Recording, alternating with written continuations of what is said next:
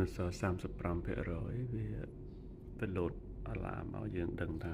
35%ហើយវាអត់បញ្ជូនភ្លើងទៅឲ្យដកបើបិទអូតូចឹងយើងអត់បាច់ពិបាកវាបិទអូតូទៅវាអត់ដកបើអញ្ចឹងថ្មយើងនៅសល់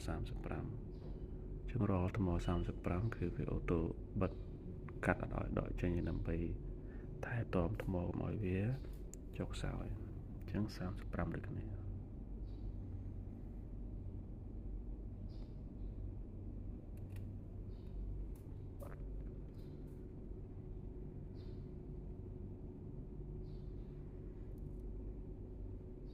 ចឹងវាកាត់បាត់ដែរវាកាត់ផ្ដាច់អត់ឲ្យដកចេញទេទុកដល់ឡើងដល់40% វិញបានវាឲ្យយើងដកបើព្រលឹមឡើងវាអត់ទាន់បានសាកច្រើនអញ្ចឹងថ្ងៃបន្តិចប្រហែលជាម៉ោង9ម៉ោង10អីមកម្ដងទៀតដែរចន្លោះម៉ោង9ទៅម៉ោង